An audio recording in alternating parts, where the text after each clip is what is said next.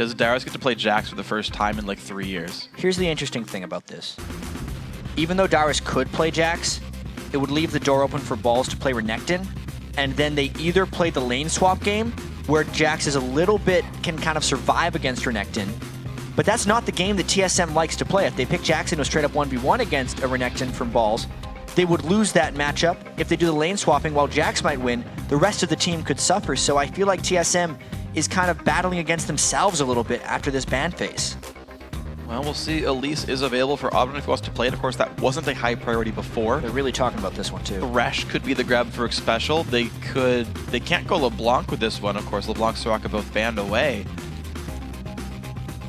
And they're saying, you know, if Renekton beats Jax, then let's go Renekton. And Dyrus can run that. Trying to think through TSM's logic here. They got standard lanes in game 1. That's generally what they were going for.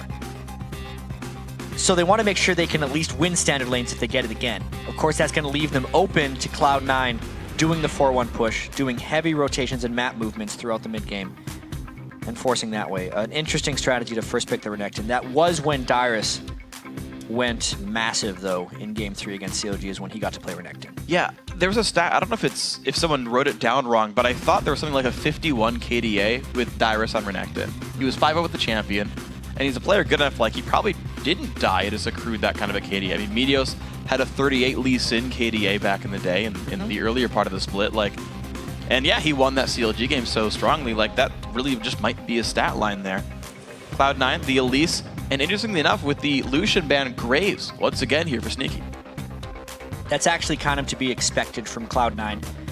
When they couldn't get Lucian against Curse, they played Graves, and those have been his 280 carries throughout the playoffs. I actually kind of look at Lucian as just being a slightly better Graves as far as short range, short dash, long range ultimate that can have an impact in team fights. And Cloud9 can play very much the same way, whether they have Lucian or Graves. That's why they picked it here. Yeah, it's going to be a pretty good plug-in for the team. Cloud9 once again taking their time with their mid lane pick. TSM to make their choices. And TSM, I mean, they're taking a very, very long time. Not hovering over anything, just the concentration on the face. You can see them talking Bjergsen, TheOddOne back and forth. A lot is on the table for these guys, right? So much is on the table here for Team Solomid. Lucian out of it.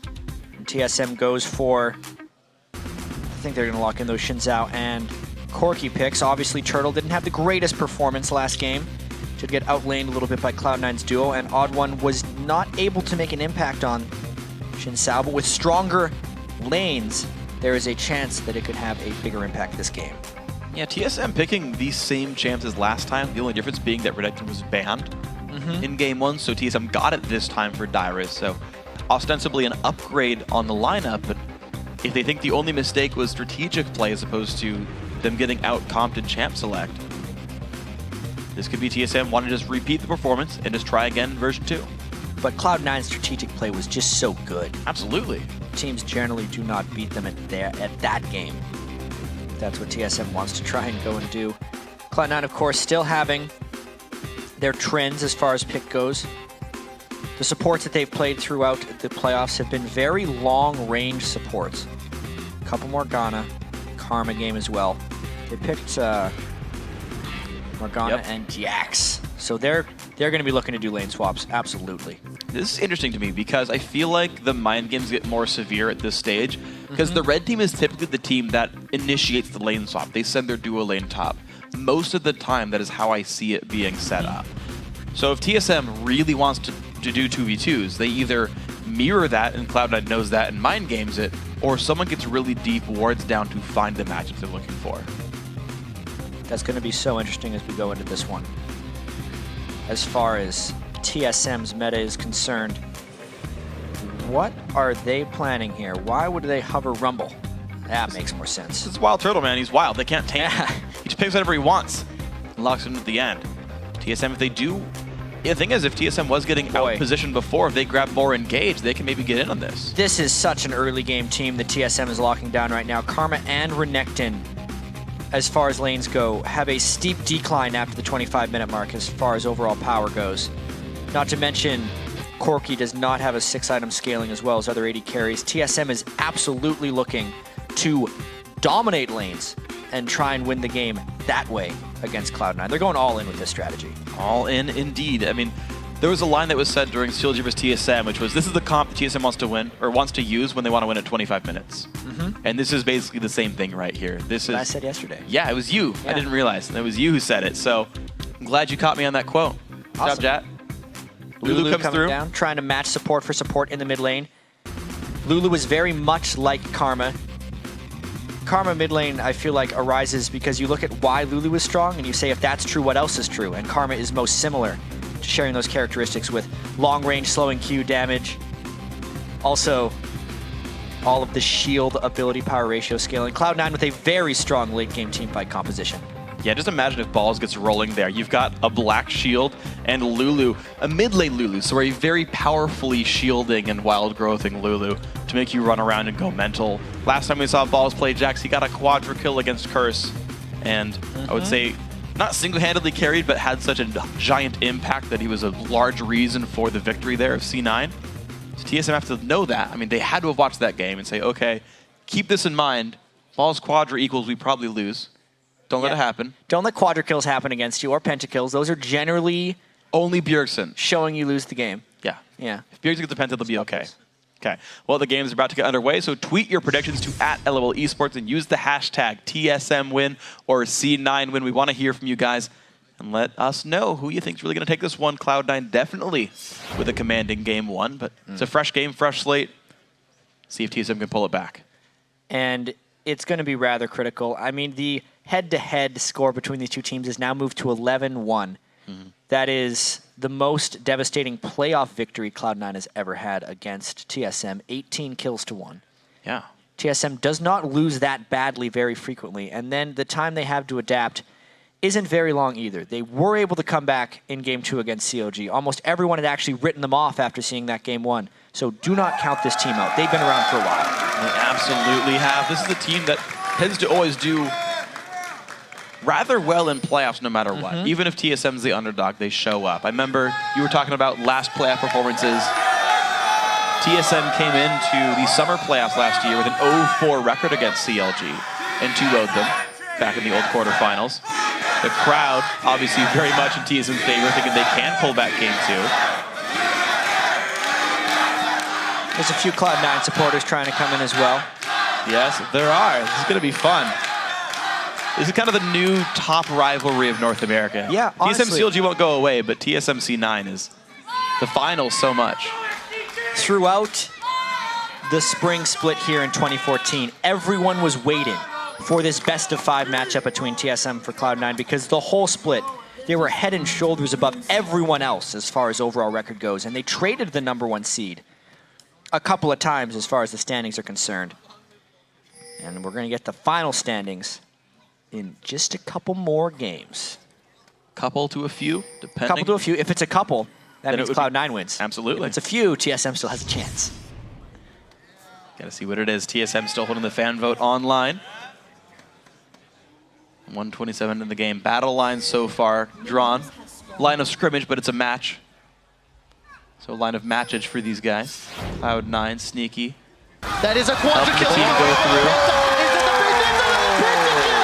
Let's go, get the penta. It's not supposed to All right. happen. Well, pentakill happened at some point. Obviously, here we have Cloud9 invading pretty heavily.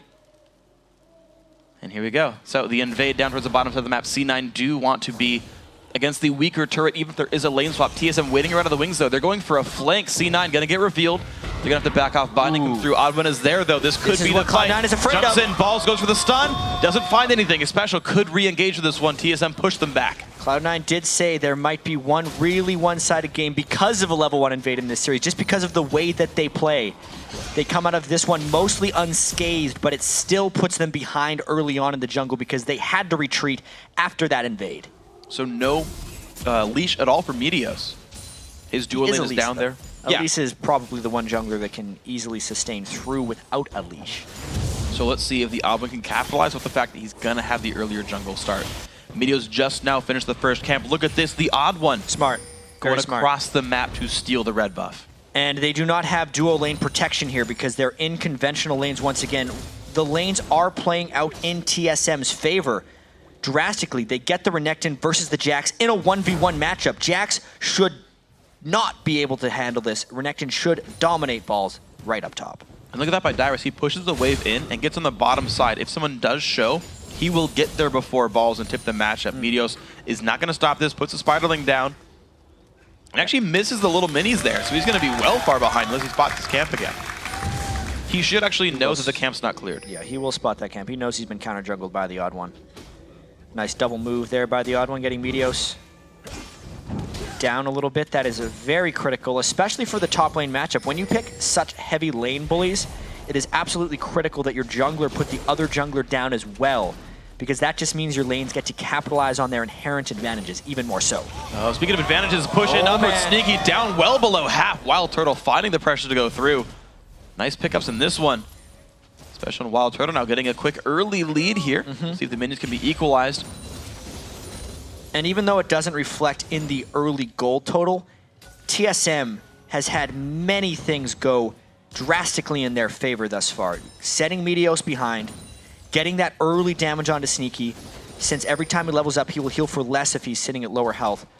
And the fact that they're getting the 1v1 lanes in the top of the map will all be benefits of TSM. And so you're going to see if LemonNation can maybe equalize the health just a little bit. Getting some of the damage down with his Spell Thief's Edge, Tormented Soul doing a bit there. Bjergsen pushing very heavily. Meteos only wearing one buff, but most of the way to level 4. Trinkets on Dragon, looks for the flank, but that's going to be spotted by WildTurtle's Trinket Ward. TSM back off, and they're going to be safe. And look at this, TheOddOne coming in huge early on in this game too. He was 0-6 in game 1, and he's trying to make sure that doesn't happen again.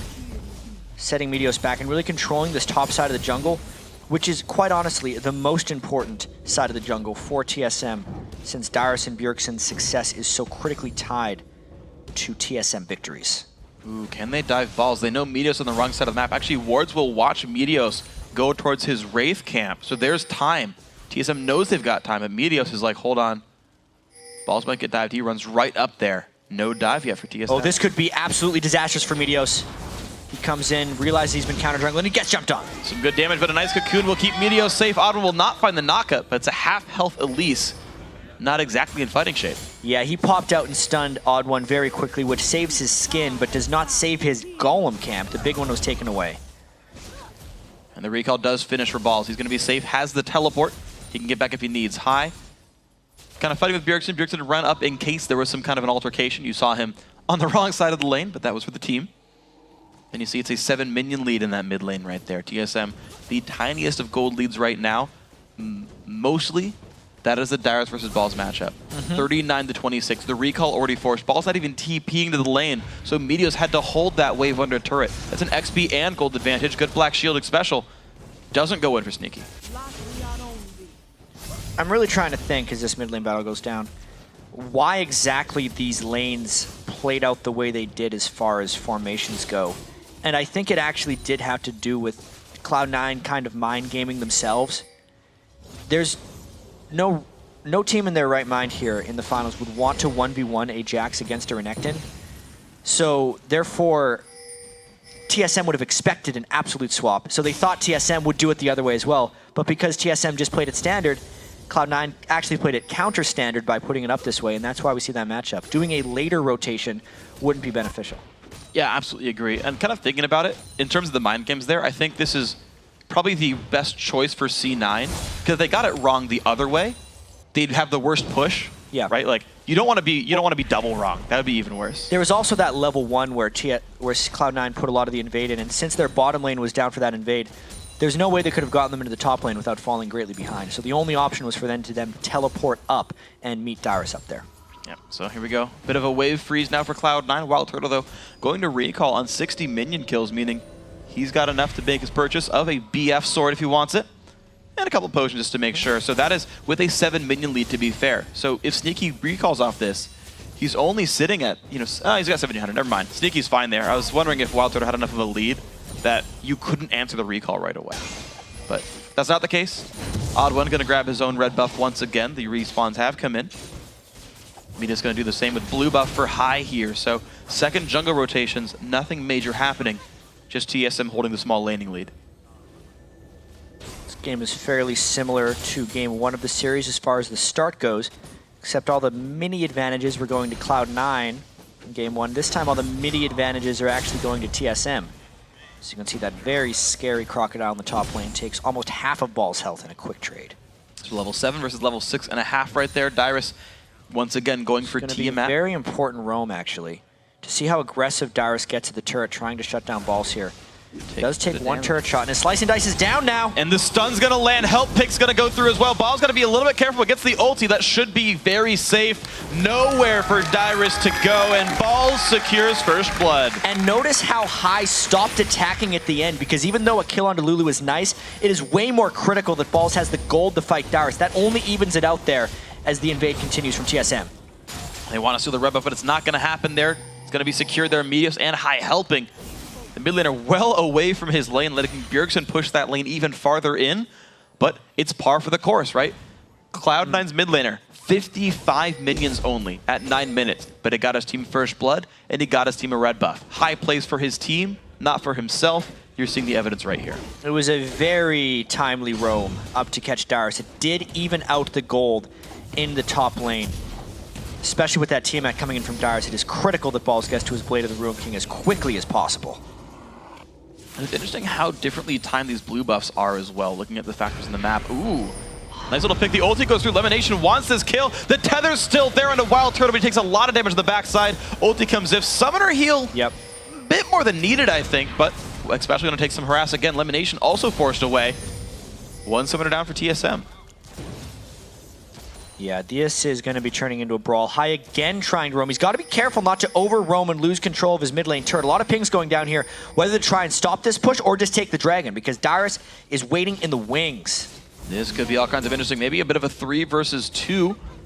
TSM making their way down. Put a ward to make sure it's all safe. Meteos goes back in. He'll save the wave. TSM needs to make a play right now. Dyrus has abandoned his post in the top lane, so they either have to get a push on the mid lane or a straight down to the dragon. High trying to harass them as much as possible. They are really just delaying. A fight here would be suicidal by Cloud9. Well, Dyrus has teleport. Balls does not. He's going to push this top lane up and get some experience back, but TSM says, you know what, screw the turret. We want the money from Dragon. Xpecial leading the charge in this one. This will go over, and the turret won't even die. Bjergsen actually getting a bit of a catch there on the High. Some damage comes through Meteos.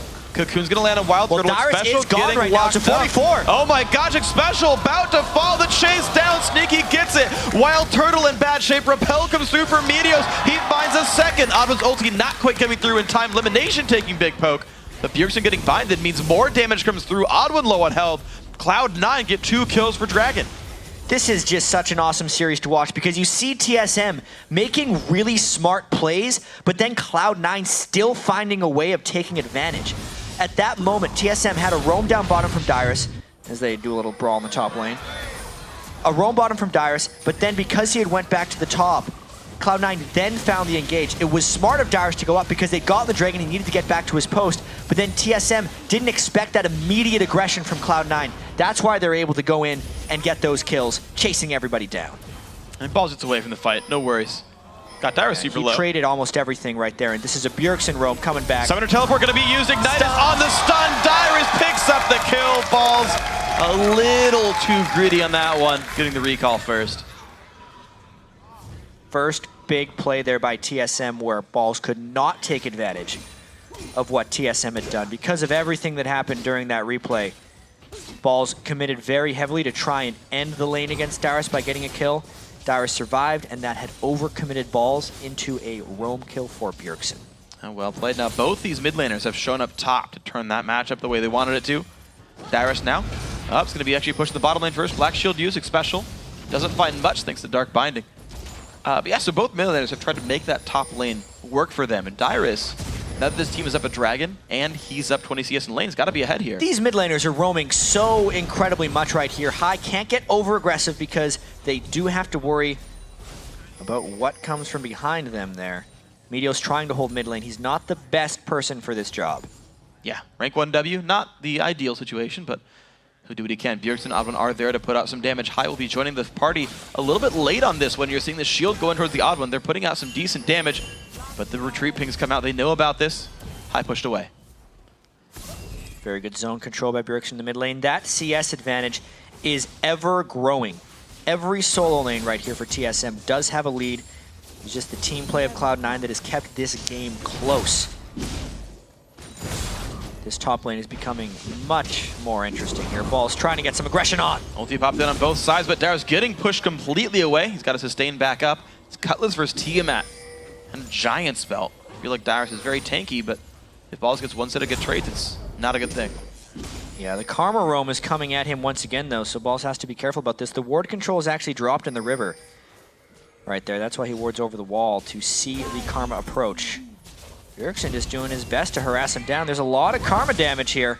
Balls does not land the stun, actually. One more rotation of spells. This is going to be close. Balls 300 health. He's running back and forth. There's a W coming through the Q. Lands Bjergsen! Gets the solo kill. That is the lane control from Bjergsen here. So much of Dyrus' top lane has been ruined against Cloud9 when High and Meteos roam up to kill him. He's finally experiencing the other side of the game, with Balls dying twice to Bjergsen. And that puts TSM now 700, 800 gold in the lead. The first major lead we've seen so far for TSM in this final match, but they're poised to look good in game 2. High is going to push his opponent away for a short time. Mid lane turret did not fall because of that roam. TheOddOne held the wave and held it successfully. Cloud9 pretty much holding equal to negative across all their matchups. TSM doing a great job in the laning phase. The turret and Dragon, of course, helping quite a bit as well. Down 1 kill. Dragon's in 2 minutes. We'll see where the next move is. And while these teams are going hit for hit against each other, it is important to note that TheOddOne's Wriggle's Lantern is actually fairly slowly transforming. He's only at 13 stacks right now. Very low CS as well. A lot of his emphasis was put on early game counter jungling to make sure his lanes could have the solo experience that they required. It has worked out for TSM, but not necessarily for the TheOddOne. Ooh, nice move by High. Gets himself behind the minion wave to block the next Q from Bjergsen. Pops the Whimsy. He's getting a little bit careful, but Bjergsen now out of cooldowns. High finds a trade back in. He gives himself a positive trade on that one. High, of course, still has that wild growth. If he gets all in, there is an Ignite on Bjergsen's side for a little bit of extra aggression. That mid lane matchup is absolutely going to Bjergsen this time. His roam top lane could not be understated with how important it has been to keep Dyrus going. So Dyrus just kind of pushing balls away. You're seeing the Jax not even try to stay in this lane right now. Going around, putting a ward down, but has to be pretty afraid. Spotted out by Dyrus. Both these guys level 10. Double Doran's Blade comes through for balls, plus a Ninja Tabby. Just trying to hold on a little bit longer in these fights. Ulti again. Bjergsen got great wave clear on Karma. Yeah, that mid lane is going to be shoving so much back and forth. It's actually a 900 gold lead on Bjergsen, though, when compared with High. And he's even went for that Null Magic Mantle, which is not very like a Lulu to do, because he's just taking so much damage from Bjergsen. He needs a little bit of extra defensive capability before he goes for those bigger AP ticket items on Lulu.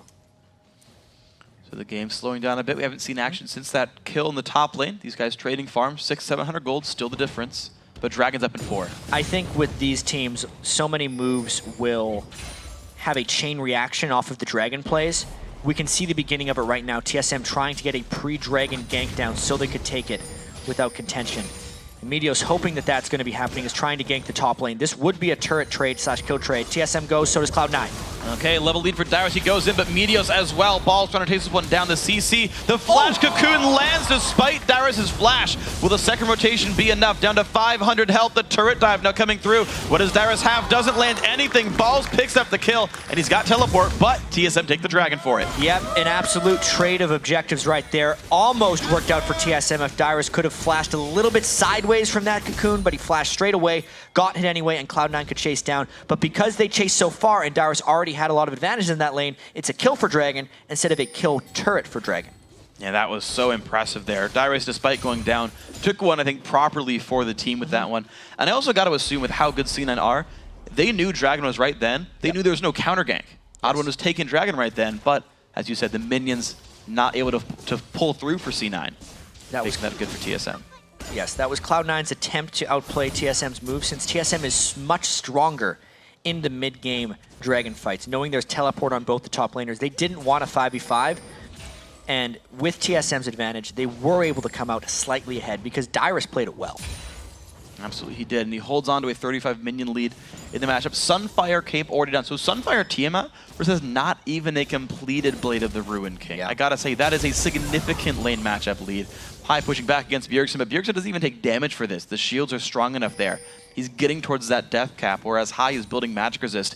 Even though the gold lead on the map, on the top scoreboard, doesn't look that big for TSM, they've spiked up a lot of items. Yes, it is a 1,000 gold advantage for both of TSM's solo laners. So the longer they can keep this isolated phase going, the better it is for them. But another gank from onto Dyrus right here. If they can land the cocoon, there it is. The flash jump there. Dyrus has no spells up, not even the ult, but he's got nowhere to go, and Balls gets the 3rd kill in a row onto Dyrus. Right now, Cloud9's strategy is just get Balls going. They continually gank for him. They want Jax to be a threat in the late game, and it is very tense at this moment. All the ganks have exposed them in other areas. You can see the rest of their lanes, especially the mid, are struggling a little bit, whereas Balls isn't even doing that great despite all of the gank assistance.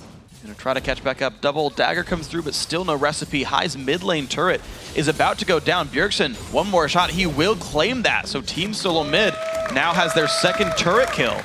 The sights might be set on bottom. They get a blue buff steal. They're trying to kill him again. Wow, Dyrus, poor Dyrus pops the ulti, but the stun comes through, and it's another kill for Cloud9. They refuse to let Dyrus live. That was a straight-up mistake. Cloud9 also pushing down bottom lane because they were getting flanked from behind. This could be a very dead duo for Cloud9 in the bot lane. LemonNation's got to be careful. Lands a root onto Xpecial, but there comes the nice solar flare. It's not going to be the Zenith Blade, and here comes High to keep him safe. Top lane outer turret goes down, and C9 get away. Cloud9 is actually escaping this. They had no business getting away from that one because it was pretty much a pile-on dive to the bottom lane. They went the only place where TSM wasn't and still got out of this one. Plus, they rotate for a turret push in the mid lane. It's down to half. Cloud9 can't stay too much longer. So they're going to back out on this one. So, geez, a lot just happened in the recent past. We're back to an equal game on gold. Balls sitting at 4-2 and 0 score with this one, holding onto the bottom lane. He's only 200 gold behind right now. They trade blue buff for blue buff if we look at the big picture here. Did he not get that? Lemon got it instead of High. That's not good. That was greedy, too. Yeah. There's no one around. He just dark binded it and said nope. Whoops. To be fair, they both have the same score. Equal participation. Lemon's having just the same game as High. But really, trying to track what just happened, Dyrus made his first mistake of the game right there, teleporting to the top turret. It is so easy to underestimate the strength of Jax when he has full attack speed stacks while beating on your turret. Engaging on a mid-fight Jax is nearly suicide. And the rest of TSM missed an opportunity. If that was played a little bit differently, or if Cloud9 had played a little bit worse during that, TSM would have a 3,000 or 4,000 gold advantage after all that happened. Dyrus wouldn't have died in the top lane. They would have killed Sneaky and LemonNation, and this would be a completely different game. But because Cloud9 is scraped by, they're kind of back into this game after having a pretty big disadvantage in the early game. And look how passive now TSM started to play. WildTurtle, no one was on that side of the map, but didn't have vision. He was last hitting with rockets. He was afraid of the minion wave just at equal footing with a turret like on screen. It's true. Oh no, the Gatling gun sound is stuck. Do not watch Gorky again. It's been jammed. He's got to reload it properly. Bjergsen, take better care of your gun. Bjergsen's death cap is incredibly critical here, though, because the advantage between High could actually be one of the big things that decides this game if they can force some mid-game team fights in a minute around that next dragon, or with some nice turret pushing. Everyone on TSM trying to group up and take advantage of this. WildTurtle shooting that turret down as fast as he possibly can. Taking a bunch of damage in this one. Minions are still there. It's going to be a good collapse. TSM does take the tier 2 turret down in the bottom lane, making that 4-2 and a 700 gold lead. I'm sorry. The rest of TSM is actually trying to rotate down to the mid lane right here as the turret is being pushed by High and Meteos. Oh dear, that is some big moves right here. Everyone on TSM trying to come in. High trying to escape this one. All right, the repel does get him away there. The cocoon's going to land on TheOddOne. It's going to be C9 still trying to run away. Thankfully, there's no outer turret blocking Meteos' path. He is still on the escape. Good whimsy by High. Has to flash the Glitter Lance finds onto many. And that will be C9 getting away. Game sounds have been taken down a little bit just because of the Gatling gun, as we fix that on the spectator end. But this is now a bottom lane push by Sneaky right here. They're starting to even out the turrets from TSM. If TSM loses control here, there is some big penalties for that overall in their chance for this win. And Dragons in 7 seconds. I want to know what, because the thing is, like, I feel like teams aren't even going to be team fighting for Dragon necessarily. I mean, maybe they do in this case, but every time Dragon's up, something else happens too. Well, with the Dragon up right now, it is very critical that TSM come to get this, but it's been an early start by Sneaky. He's getting a little bit low. This is a very critical fight. TSM is trying to make it in rage and will want to fight. Both top laners have their teleports there, but then Flash the other it side in, of the he map, stole it! Flash engage. Wow, yes, the odd one. He trades his life, but down goes LemonNation. Knock up from high. It's a 2 versus 3 in this battle to a certain extent. The fight's coming through. It's 1 for 1. Sorry, I got that one wrong. Here we go, the battle's still coming across. WildTurtle to the back line, gets the heal, staying alive. Bjergsen, though, gets locked down, and he's gonna fall. Sneaky cutting back away from Xpecial high, trying to help his team out, but Xpecial, the dash over the wall. Sneaky survives this one. Now Xpecial is on the run. The outplays in these fights, they're playing at such a high level right now, and TSM is just barely losing out these ones. Ball's actually teleported to the bot lane to try and continue this push after dueling Dyrus, and they clean up on the backside. Nicely done for that one. It's going to be another kill, making that a 3 for 1 overall, despite the great Dragon steal from the TheOddOne. That's the thing that keeps TSM in this game as well, is those Dragon steals from the TheOddOne. After losing the fight, it would have been devastating if they lost even more. So they sit on a 600 gold deficit right now. TSM had a lot of good looks in the early game here. Some good plays. Dyrus was winning his matchup, but now that Renekton is 1-4-0. Not the kind of score you'd want from someone you expect to win the lane. Yeah. But that was all of C9's attention. Everywhere else, it went great for TSM. High roamed up there. Almost all of Meteos' ganks were there. They spent multiple turret dives on it. They really care about the late game of Jax and making sure balls can do that. They picked Jax into the Renekton matchup, so that's kind of how they had to play this one. And it's just been a matter of how much can TSM take while Cloud9 puts so much attention towards that top lane. See what it ends up being. TSM want to control Baron right now, though. This is their area of the map that they want to hold. 800 gold deficit means basically nothing. As you talked about, Bjergsen having a death cap versus the Merc Treads of High is such a substantial advantage that we can see if TSM can turn a fight off that without Bjergsen getting caught this time around. Trinity Force also done here for WildTurtle, so he's hit a power spike. There's some extra MR on Xpecial. He shouldn't be taking too much damage from High either. Yeah. It's actually a 2,000 gold difference between High and Bjergsen, so the gold is distributed much differently across these teams because the overall gold lead is advantage of Cloud9, but that means the other 4 members of Cloud9 are actually 4,000 gold ahead, the 4 members of TSM. So it's kind of playing out the way you would expect. Bjergsen is trying to be the hard carry, the sole holder of their gold lead, whereas Cloud9 is more evenly spread out and High is in a more supportive role for his team. Speaking of being sort of supportive for the team as well, LemonNation, you talked about it last game, but him going for the 40% CDR build, same situation here. Aether Wisp picked up, so soon he'll have the Twin Shadows once again. And those upgrades, when he gets there to the massive Dark Bindings, of which he hits one right there onto Bjergsen. Yeah. Makes him take some damage for the ward sweeping. Bjergsen can't afford to get caught by those Dark Bindings in the open. It's okay in the Baron Pit like that, but it's a 3-second route, and he has no tenacity. Plus, there is no Meteos completed on Xpecial. There's no escape if he gets caught by a Dark Binding. Cloud9 would kill him. None at all. He's got to be a little bit more careful about this one. Does not even have Flash either, so Bjergsen has to be doubly cautious. Actually, very few summoners at all are up for TSM right now. If they get caught out, it will be killed. WildTurtle, though, he wants Meteos. Repel is used. He doesn't have anywhere to go. Cocoon at the last second does land on a WildTurtle. That is a rank 3 Cocoon, so it takes a good long time. Spiderlings now blocking rockets. No damage taken by Meteos on the retreat. Good escape right there. LemonNation, good Black Shield, doesn't quite find Dyrus. TSM is going to want to control this one immediately, though. They saw High was in a side lane, and now the jungle threat for Cloud9 is down. They can do this Baron without taking much damage because of the shields from Karma. It is on Cloud9 to try and stop this one, though. No jungler coming in to try and defend this Baron. See what they can do with this one. Wards come across. Baron down below 1/3 HP. It's still taking a bit of damage. TSM do not disengage, but the kill picked up on Xpecial. Balls goes in for the fight. Baron's not low enough to kill, though. It's a kill into WildTurtle. Dyrus and OddOne staying for this one. The knockup. OddOne pushed out of the pit. Double kill. Triple kill here for Sneaky. He's killing everybody. And now Balls secures Baron in a 4-for-0. Wow.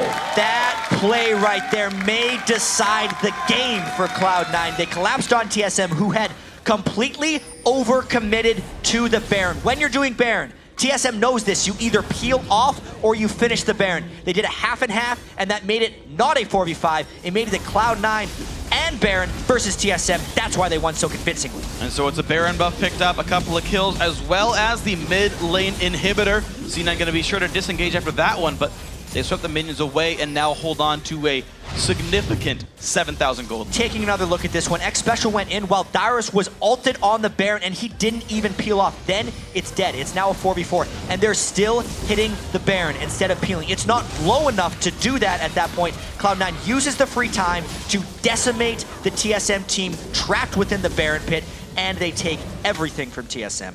What an amazing team fight there. Cloud9 got a heck of a lot for that one. They're looking awesome now in game 2. High just got his death cap off that fight. It's a 3rd completed item for Sneaky as well. Phantom Dancer, Last Whisper are now in the build. Twin Shadows are done. Everything now looking so much better for this Cloud9 lineup. A 6-0-3 Sneaky, gotta say, on Graves. He's having a gigantic impact here. And just because of all the miscellaneous assist and Baron gold that High picked up off of that, he could complete his death cap. So he is kind of crested back towards Bjergsen's level as far as power goes. Karma and Lulu, arguably Lulu actually has better late game scaling, and since we're now 30 minutes into the game, it's actually swinging back towards High. Balls though, wonder if he can take on 2 of them. Bjergsen out under there is going to be the root. Landed, Balls puts the stun up and goes for Bjergsen. How's the damage going to be? The knockback from the OddOne, the jump in towards Bjergsen, the shield not keeping him quite alive enough. The damage still comes through the flashes. Ooh. Very successful for Bjergsen. That is a shutdown going to the OddOne with the Pharaoh Flare, but that was all for Dragon and a push in the bottom lane for Cloud9. That committed 3. What can Cloud9 get back on the other side? Every time TSM makes a move, Cloud9 tries to take an edge. They get the turret off of this one. All right, global gold lead even bigger for C9. That is a Baron off of Balls and a bit of a shutdown gold, but still you got to say better for the red team. 13-4 in this game, still 8,000 up, and they own the jungle. What an interesting turn of events in this game. Cloud9 was really pressed for so much of the early game. And we said in Champion Select that TSM was really all in at winning this game in the first 25 minutes. The way Karma scales, the way Renekton does, so much lane advantage, but now he is no match for Jax. You actually saw them having to put 3 people in the top lane just to take down Balls. TheOddOne, even though he has transformed his Pharaoh Flare, it's rather late. He's not incredibly powerful with it. Meteos with his % health damage and his magic penetration is more substantial of an impact than Shinzao right now. And obviously, because of all the kills the Sneaky's picked up in team fights, and even though Graves isn't known as a tremendous late game carry, when compared to Corki, he has more power. So everyone on Cloud9 now, because they've crested that 31-minute mark in the game while actually holding a gold lead, are even more ahead of TSM at this juncture. So let's see what we can do with this one now, because Cloud9 going to look to turn the screws. They are not a team to wait around when they have the lead. This is a group of guys who close their games out rather quickly and efficiently, and right now the focus is on the bottom lane with Ball split pushing top. Teleport is available on the Jax, and the wave is cleared away. 3 to 4 members now of C9 waiting for this next wave. TSM waiting to defend. And here comes the siege. Cloud9 has the same synergy here with the 6-second cooldown on the Cocoon and the 6-second cooldown on the Dark Binding. They're just going to take pot shots at TSM until they find something. And if they do, they can dump down a whole bunch of damage with Glitter Lances and Graves AoE. WildTurtle does take some poke there. So they found one piece of the puzzle. There's a Bloodthirster for lifesteal though for the Corki. Maybe he'll survive that one. There's the push in from Dyrus. Balls actually pops his ulti to not take damage while hitting that turret. Yeah, that's not the most beneficial move for him right now. Renekton, really the whole game, has a great chance of 1v1ing him, but Cloud9 getting pretty bold with these mid lane pushes. Bottom turret's going to lose a quarter of its health right here. Mid lane inhibitor going to be respawning very soon. Cloud9 do move their way around. 32-11 into the game, that comes back up, but just as soon as it gets pushed, Balls comes around as well. Try to hold this with the team for a 5-man push. Sneaky not getting too scared. But there here comes the Renekton ultimate, but no clean engage. TSM wants to force something. Cloud9 staying fairly grouped up. Spooky Ghost come out to slow. Yeah, it's going to be the slow. Dyrus still in the front lines, but just gets rooted down. His ulti basically doing nothing on this one. Sneaky putting in damage from the back lines. Only 300 damage crits, but there's the stun. Dyrus getting locked down. A great solar flare comes to the back. C9 back up once more, but that's 2 ultimates down for TSM. Very pokey team fights, but Cloud9 a little bit stronger after all that. Gets the inhibitor and backs away unscathed. And that goes down 144 until Baron respawns, meaning super minions will threaten TSM's base while Baron is on the map and in play. Something that C9 might just wait around for. We'll have to see what they choose to do with this one. Ball's still just getting as much gold as possible. He's actually counter-jungling. I guess that's Larry the White Camp, right? Quick shot, so that's the way that one's going to work. And still just gold being accrued. C9 waiting for their next opening. Yeah, Cloud9 has been able to wait a very long time this game in order to make this happen. All of the ganks that Meteos prioritized towards balls are really paying off for them at this juncture in the game. So much of it really does have to go down to that split decision from TSM where they were not on the same page around the Baron pit. That is really a huge detriment to their overall strategy here, because that was their moment. That was when they were strongest. I feel like past this point, they're really just hoping that Cloud9 makes a mistake. And Cloud9 is not the type of team to make errors this big. It's very unlikely for these guys. They very, very seldom lose a game when they've got a gold lead. The Siege bottom didn't do much. All they did was really recapitalize on the mid inhibitor going down and kept that one as pressure. The minion waves all passed the river for these guys, though Dyrus wants something to say about that one. And we'll see Baron 24 seconds away. Dragon 113, well, 108 now. And it seems to be the objective control game. C9 taking it nice and slow. They know TSM very good at defending. Yeah, a lot of this just has to do with TSM being able to keep control of those super minions. They cannot let them reach their base. Luckily for them, it is the mid lane, which is a reachable lane as far as TSM's clearing is concerned. It's actually time that Cloud9 could find a fight if they get the right initiation.